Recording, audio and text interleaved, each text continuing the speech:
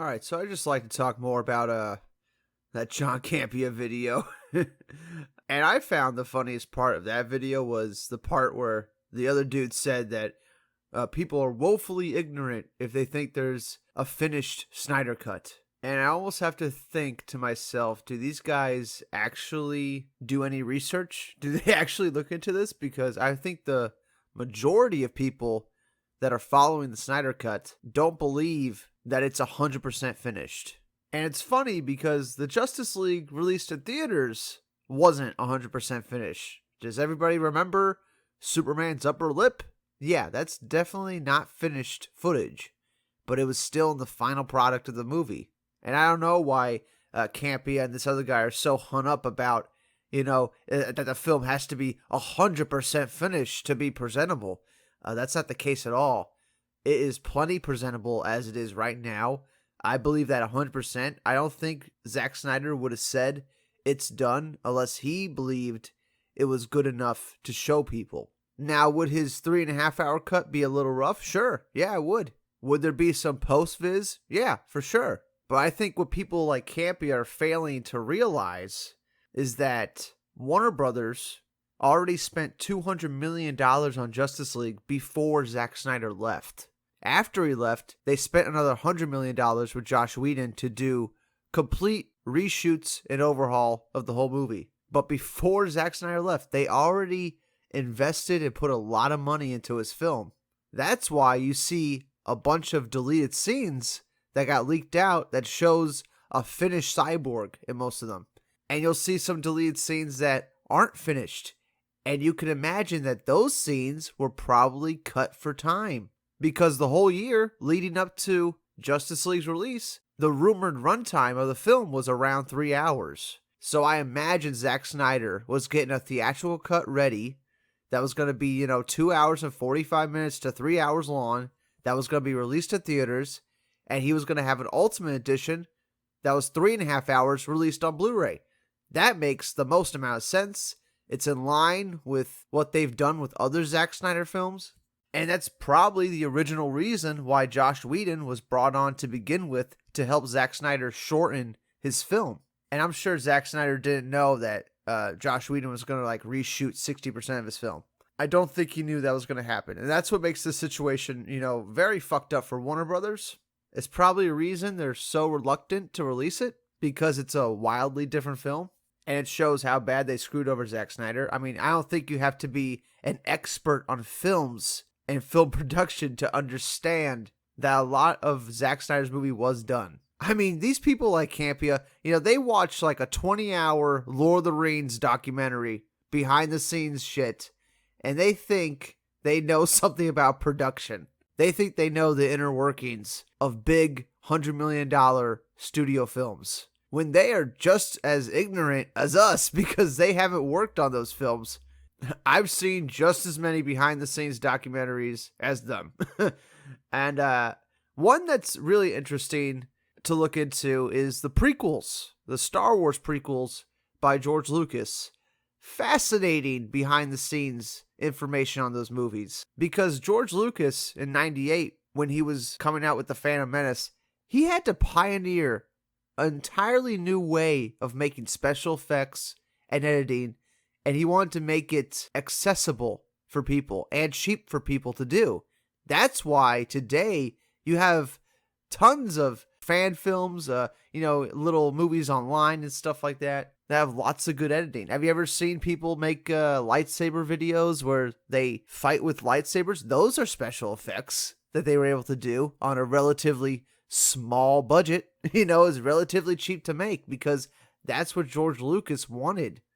And that's what George Lucas created. He created a cheap way to make those kind of effects, a cheap way to edit, and now virtually anybody can edit on their computer now, all because of what George Lucas did on the prequels. I mean, look at what Chris Dawson's doing with the Black Suit Edition, a fan cut of Justice League, and he's repurposing scenes from Justice League and making his own fan edit out of it. And it doesn't cost millions of dollars. It costs time, because, doing that, you have to go frame by frame, and it costs lots of time. And when it comes to Justice League, they have a lot of data done. They have what Cyborg looks like. They already did the build for him. They already designed his character.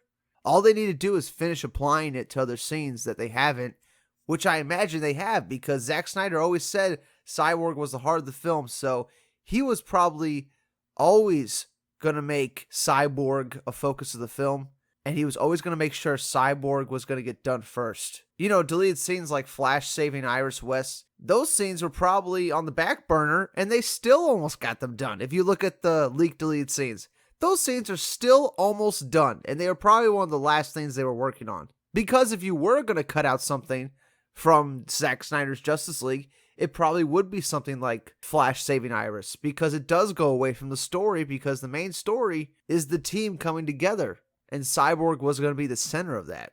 So would it cost like $40 million to finish the film? I don't know, probably not.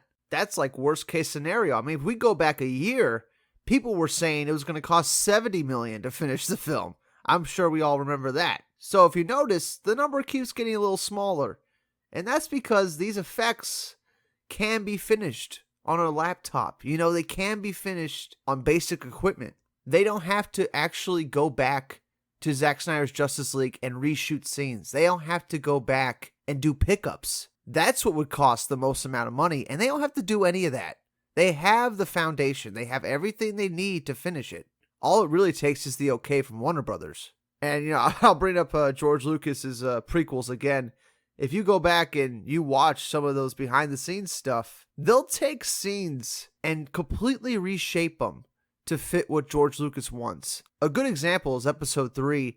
There's a scene where Anakin Skywalker's sitting on a couch and he's having like a nightmare about Padme. And when the film cuts to him, he's sitting on the couch and he's staring off into like nothing, holding a little iPad. And if you listen to the visual effects guys, they say the original shot was Anakin looking at the iPad, but through the magic of editing, they were able to move his head to look at nothing, and they were able to move his hand so that the iPad wasn't the focus of the scene. They were able to make a scene feel completely different without having to do any pickups or reshoot anything.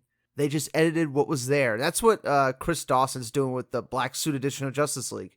And as time goes on, stuff like that gets cheaper and cheaper to do. People can do this stuff on their computers at home now. That's what George Lucas was able to do with the prequels. He made this stuff really accessible and cheap to do. So would it cost like $40 million to finish the Snyder Cut? Would it cost millions at all?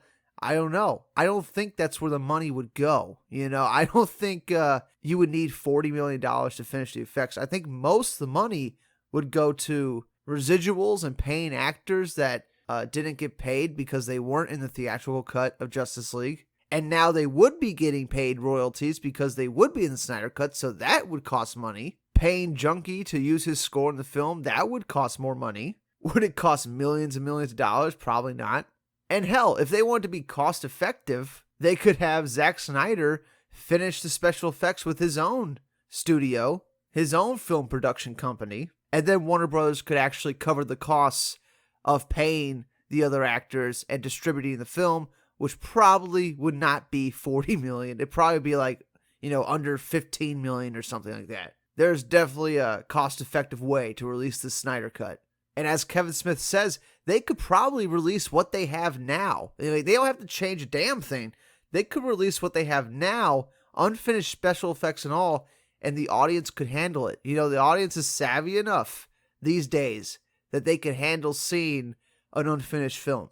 And I find it very amazing how Campea leaves that part out of what Kevin Smith says. Kevin Smith, he talks about, how he's hearing that the film isn't finished, but still Kevin Smith wants it to be released. He still sees that there's a market for it. And it's like, Campea and these, guys that, that don't make movies. They just talk about movies, right? Just like everybody else. They think what's important to focus on is whether or not the cut is finished, when that's really the last thing that matters. And they use it as a way to dismiss the Snyder Cut, when the reality is we could handle an unfinished cut. At least the people that really want to see the Snyder Cut, we could handle seeing that unfinished special effects. It's fine. But people like Campea keep using it as an excuse to cover for the studios. I don't know what the fuck their motivation is. I have no idea what the motivation is for saying the Snyder Cut doesn't exist, for finding any way to say it doesn't exist. At first, he was saying it doesn't exist at all. And then months later, when we have undeniable proof of its existence and Zack Snyder actually talking about it, then he says, oh, I didn't mean it exists as a finished product. When that wasn't the original question. You know, we were all just wondering whether or not there was a cut to begin with. And that proved to be true. There is a cut of the film that Zack Snyder had. He was working on it. That is a fact. And that means that if they were working on it and it was very close to being done, that Forbes writer, I forget his name, Hughes or something like that. He's a writer for Forbes, all right? It's pretty a reputable site. You know what I'm saying? It's fucking Forbes. It's not fucking Screen Rant. It's not fucking Collider. It's Forbes. They're reputable. And one of the writers for them is saying that there is a cut of Zack Snyder's film that's like 92 to 95% done. At least that's what he's hearing. And if that's the case, if there is a version of Zack's film that's that much done, like 95% done, they could release that tomorrow. So when you see, that guy that was next to Campea that was saying, oh, every scene in the Snyder Cut is unfinished, it's laughable. It's like, do you not do any research? Do you not listen to what's happening, to what's going on? There's people with sources that are saying this film is fucking close to done. If there is a Snyder Cut out there that's 95% done, we could watch that no problem. We don't even need them to finish it. That's how much it's done, That's how close it is to being presentable. Nobody would have a problem understanding the story. Nobody would have a problem misinterpreting when, Zack Snyder is putting on film. Like, it would be watchable if that much is done. Now, who knows if it's like the full 3.5 hour cut that's 95% done, or it's a shorter cut that's 95% done. Either way, there is a cut that is that close to being done, and they could easily release that. And the Forbes writer, I forget his name. It's definitely Hughes is his last name. But he's feeling confident that they're going to release it on HBO Max later this year or next year, because it absolutely makes no sense why they wouldn't.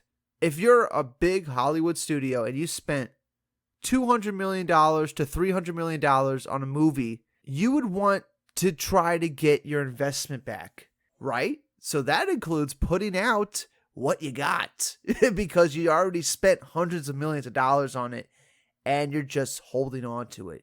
You're just not showing it to anybody when you could be making money off all that footage you made. Like, all these special effects are done. There's a lot that's done. They invested a heavy amount of money into this, and they haven't shown half of it when you could show the rest of it and make plenty of money off of it. But anyway, that's all I gotta say for now. I just had to rant a little bit about Campea's dumbass, because these guys don't work on $100 million films.